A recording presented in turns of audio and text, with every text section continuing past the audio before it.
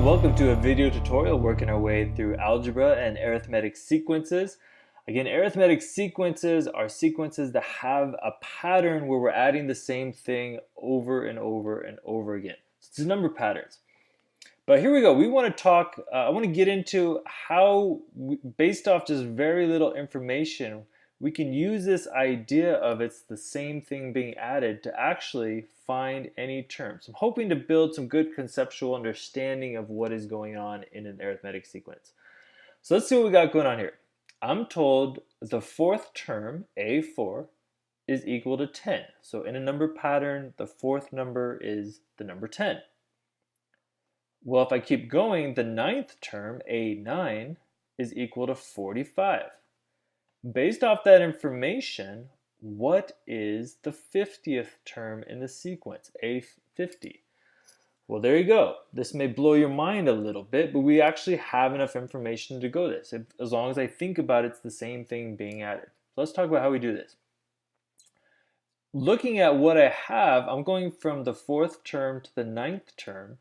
So what we have here is if I take 9 minus 4, that equals 5, which means that there's 5 terms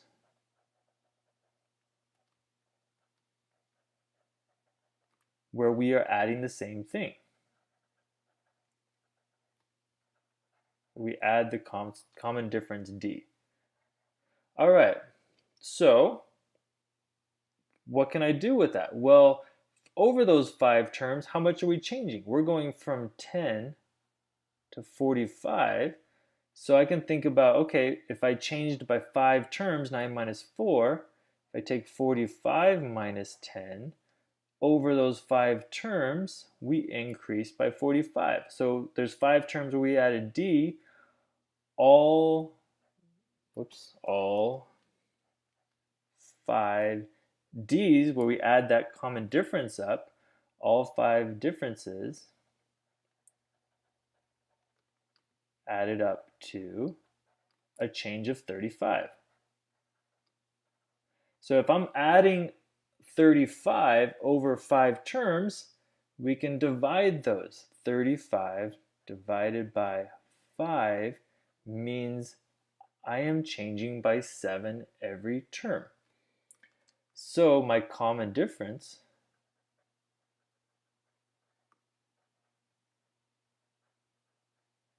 equals 7. All right, if you don't believe me, let's just write it out for kicks and giggles. Let's see what we got here. So we got the fourth term, fifth term, sixth term, seventh term, eighth term, and ninth term. I'll prove to you that yes, we did find the common difference. I just wrote common difference. Oops, let's X that out there. All right, so we know the fourth term was 10, and we're told the ninth term was 45.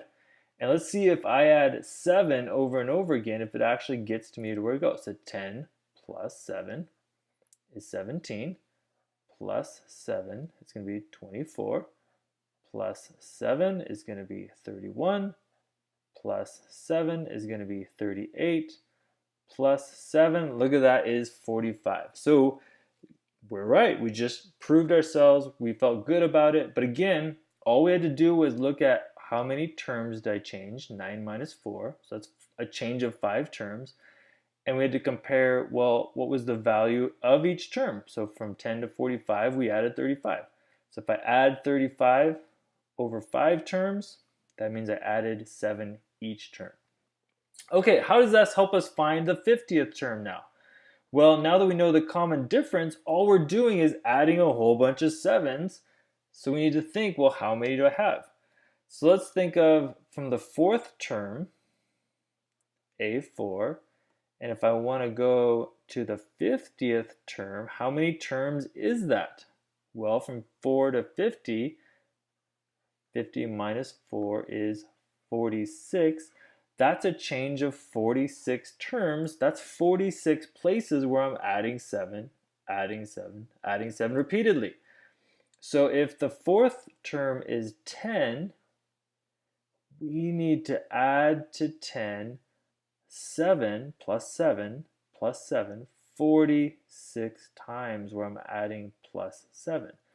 So to get the 50th term, a sub 50 is going to equal, well, the fourth term is 10. I'm already there. And then I'm adding a whole bunch of 7s. And I need to add 46 more 7s to go from the fourth term to the 50th term.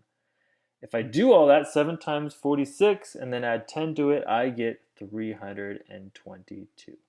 So the 50th term must have a value of 322. But again, we could use that to go forwards by adding 7s. I can use it to go backwards if I wanted to find an earlier term. I can just subtract 7s. I can find any term by conceptually just, well, how many 7s am I adding, or how many 7s am I taking away, depending if I want to go forward or backward. Hopefully that helps give you an idea about how we can easily work with arithmetic sequences and find any term we want to.